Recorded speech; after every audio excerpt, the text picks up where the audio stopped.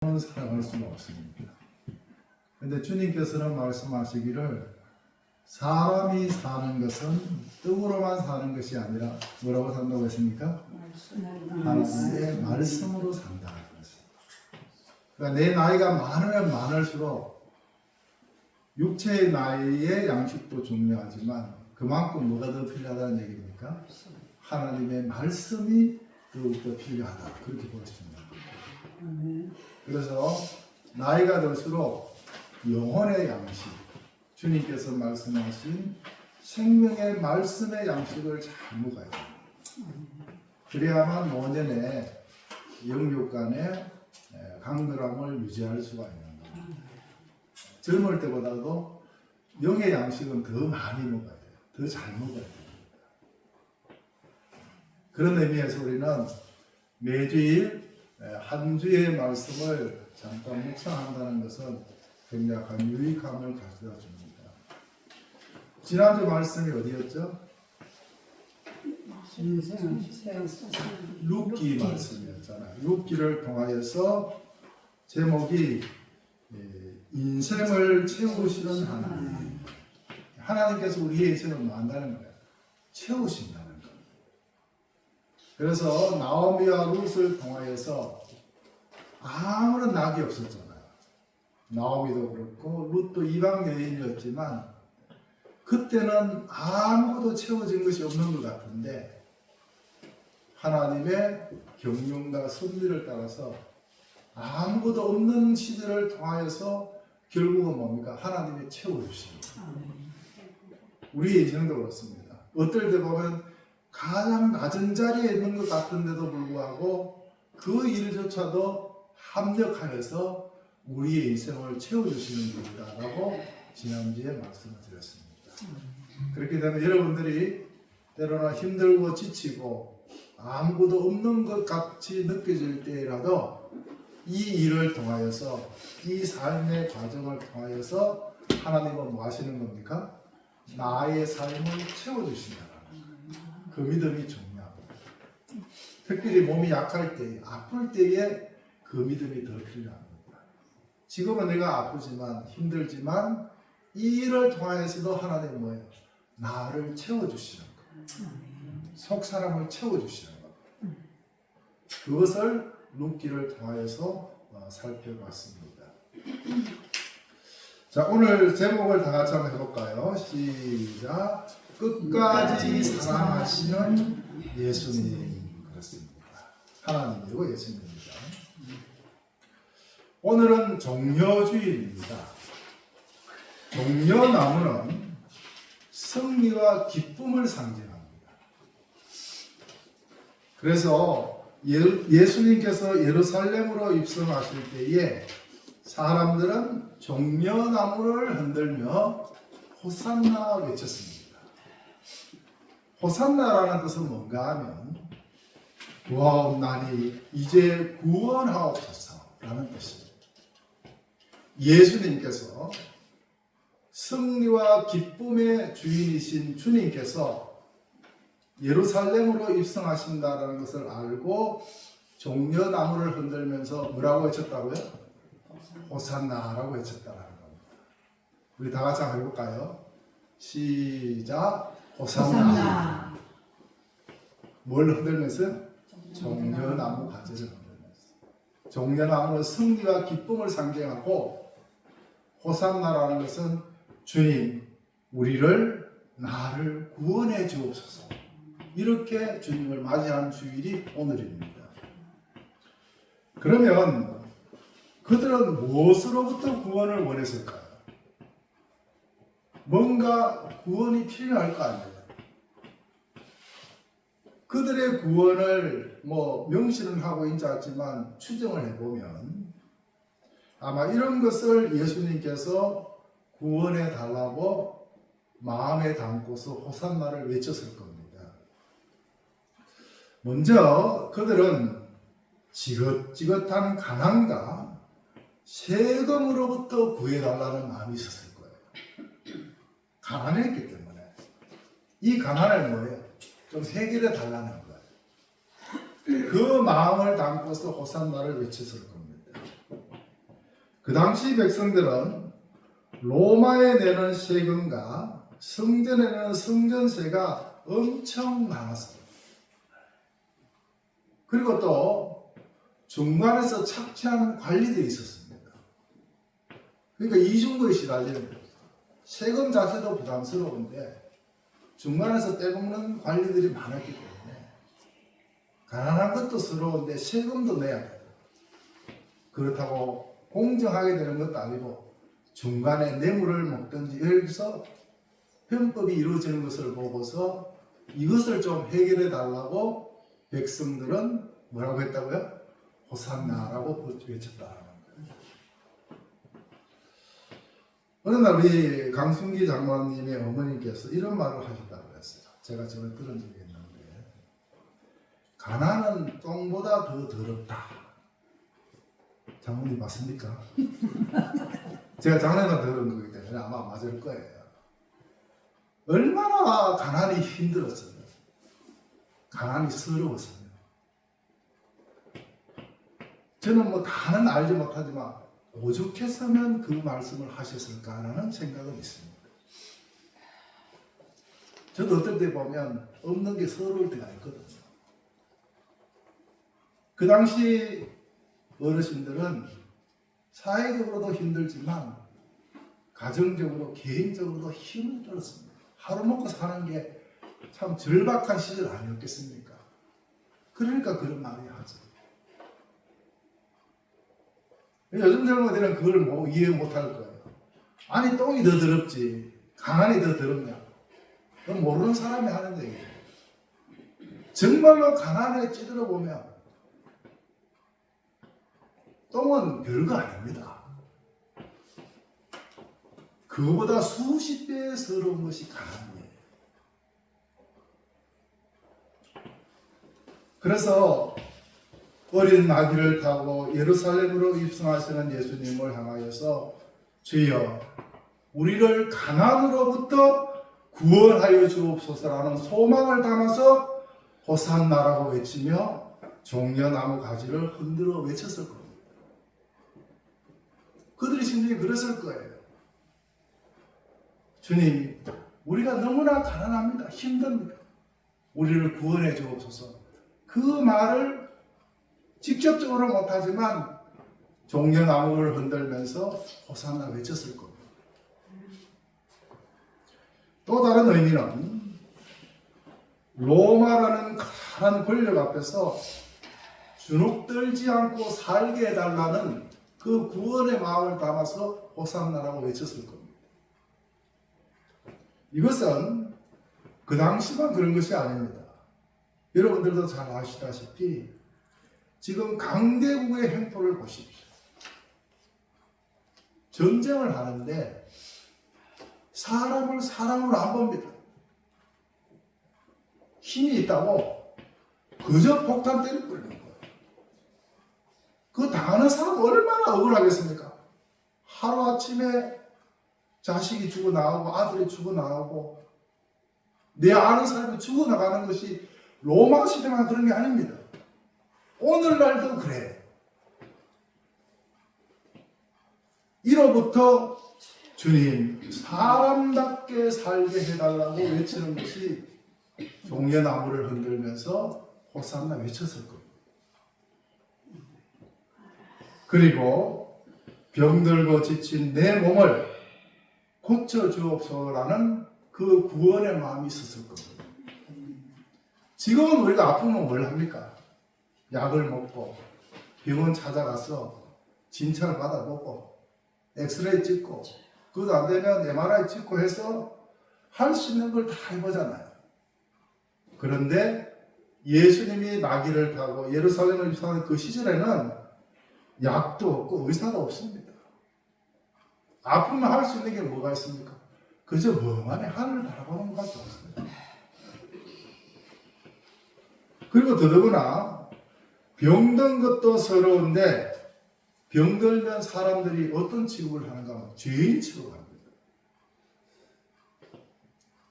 그러니까 그 사람이 얼마나 서럽겠어요. 아픈 것도 힘든데 위로는 못해줄 망정 뭘 합니까? 죄인 취급한다니까. 그러니까 예수님을 향하여서 종려나무를 흔들면서 호산나 외치는 것은 주님, 제 형편이 이렇습니다. 이렇게 아픕니다. 사람들은 나를 향하여서 괄시하고 죄인 취급하지만 주님께서는 나를 구원해 주옵소서. 그것이 호산나입니다. 그냥 기뻐서 노래하는 게 아니에요. 내 아픔을 주님께서 구해달라는 겁니다. 그것이 호산나예요. 저도 처음에는 호산나가 기쁜 소리인 줄 알았는데 따지고 보니까 아니다. 이 지긋지긋한 가난과 통증과 어려움 가운데에 주님께서 임하셔가지고 좀 도와주시고 구원해 달라는 hom성이 호산나. 오늘날 우리의 삶을 보면 정도의 차이는 있겠지만 누구나 연약한 몸입니다. 어찌할 수 없는 절박한 상황 속에서 주님을 향하여서 호산나 나를 구원하시옵소서라고 할 수밖에 없지만 아무리 외쳐도 응답이 없을 때가 더 많습니다. 직접적으로 응답을 주시면 얼마나 좋겠습니까만 아무리 뭔가 부르짖고 외쳐도 기도해도 주님께서는 듣지 않은 것 같은 때가 더 많습니다. 그것이 믿음의 어려움이에요. 즉각 응답하시면 누가 기도 안 하겠습니까? 응답이 늦어질 때가 더 많기 때문에 신앙생활과 기도가 어려운 겁니다. 그런데 모든 문제가 해결이 안 된다고 하더라도 우리가 끝까지 한 가지 믿고 확신하고 붙잡아야 할 것이 있습니다. 그것이 뭔가 하면 오늘 13장 1절 말씀입니다. 주님께서 말씀하십니다. 세상에 있는 자기 사람들을 사랑하시되 끝까지 사랑하십니다. 여러분, 우리의 모든 문제가 다 해결되지 않아도 우리가 잊지 말아야 할 것은 바로 주님의 사랑입니다. 내가 가난해도 내가 병들어도 붙잡아야 할 것은 주님의 사랑입니다. 비록 내가 가난을 못 벗어났다고 하더라도 내 몸이 아프다고 할지라도 우리가 확신해야 될 것은 주님이 나를 끝까지 사랑하신다는 겁니다.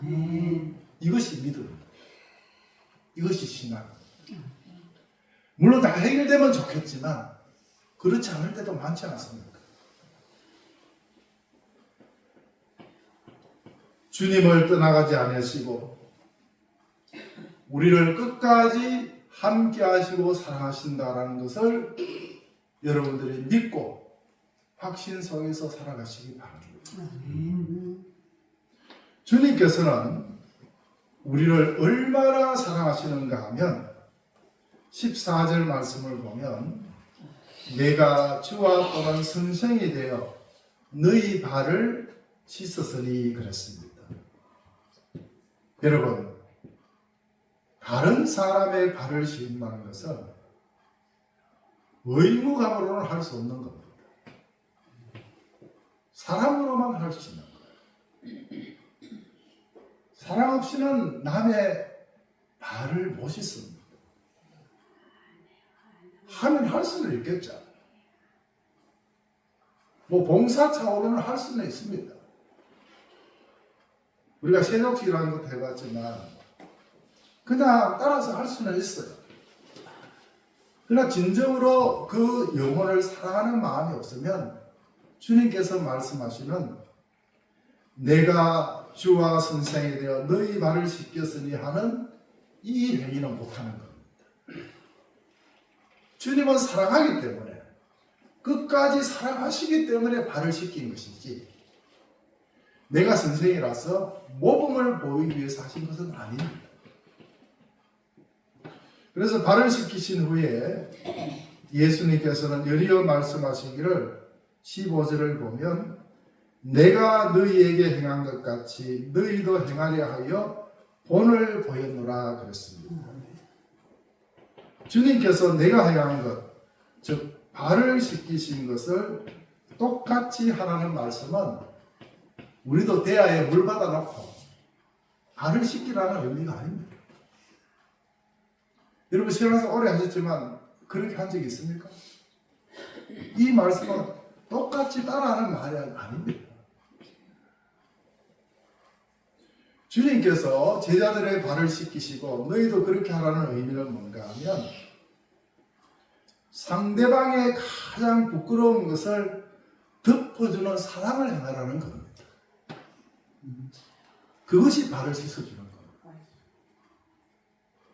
신체 가운데에 발은 가장 더럽고 멀리하는 것입니다.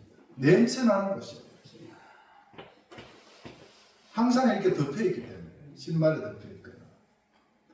그래도 저도 발을 씻는다고 씻는데 어느 날 보면 조금만 관리를 안 하면 발에서 냄새가 나더라고요. 내가 내 발을 만지고 냄새 맡아봐도 냄새 나는데 다른 사람이 누가 내 냄새 나는 발을 씻기고 봐주겠습니까? 주님이 그 발을 만지시고 씻기셨다는 것은 제자들과 허물과 수치를 직접 손으로 담당하시겠다는 겁니다. 물리적인 발을 씻겨주는 게 아니라 제자들이 가장 추하고 냄새나는 것을 주님이 담당하시겠다는 거예요. 오늘날 우리의 세족식은 물론 대야에 물 떠놓고 씻어주는 것도 세족식이 되겠지만 주님이 원하시는 발을 씻어주는 세족식은 뭔가 하면 서로의 허물과 약점을 이해하고 보듬어주는 것이 발을 씻어주는 겁니다. 내가 상대방의 발을 대야에 물 갖다가 씻어놓고 그 사람을 업신여기고 괄시하면 그건 안 씻어주는 것보다 못합니다. 그러니까 물리적으로 발을 씻어준다는 게 아니라 그 사람의 가장 약한 부분, 냄새나는 부분이 있잖아요. 그거를 내가 이해하고 다듬는 겁니다. 그게 오늘날의 서로에게 발을 씻어주는 행위가 될 것입니다. 그리고 발을 씻는다라는 것은 휴식이자 위로라고 할 수 있습니다. 서로에게 따뜻한 말 한마디를 건넨다고 하면 그것이 바로 주님께서 제자들의 발을 씻긴 것과 같습니다. 내가 상대방에 함부로 말하고 상대방을 업신여기고 무시하면서 대야에 물 떠놓고 발 씻어봐야 아무 소용없습니다. 내가 상대방을 이해하고 상대방을 따뜻이 품어주는 것이 뭐 하는 겁니까? 발을 씻어주는 거예요. 주님은 그걸 하라는 겁니다. 내가 너희에게 한 것 같이 너희도 그리해라. 오늘은 종려주일이고 이번 주일은 고난주간입니다. 종려주일과 고난주간도 주님께서 발을 씻기시는 것 같이 실제로 우리가 고난에 동참한다라기보다는 주님이 왜 어린 나귀를 타시고 십자가를 향한 그 걸음을 가셨는가를 바로 이해하고 믿음으로 받아들이는 것이 고난주간의 의미가 되는 겁니다. 주님이 십자가를 갔다가 내가 한번 금식하고 이런 것도 물론 좋습니다만은 그런 물리적인 고난보다는 주님께서 왜 이 길을 가셨는가? 왜 피 흘리는 죽음의 살이 가셨는가? 그것을 잘 깨닫는 것이 고난주간을 지키는 의미가 되는 거예요. 방금 말씀드린 대로 마음 없이 대야에 물 떠다가 발심할 수 있잖아요. 그게 중요한 게 아닙니다. 고난주간에 내가 뭐 밥 안 먹고 금식하고 뭐 이런 게 그것도 물론 가치 있는 일이지만 정말로 주님께서 왜 이 길을 가셨는가? 그것을 믿음으로 내가 받아들이고 수용하는 것이 주님의 고난에 동참하는 겁니다. 예수님의 고난을 통하여서 우리가 확신해야 될 것은 뭔가 하면 그 어떤 것보다도 주님은 우리를 사랑하신다는 겁니다. 아멘. 그것이 고난의 깊은 뜻이 되는 거예요.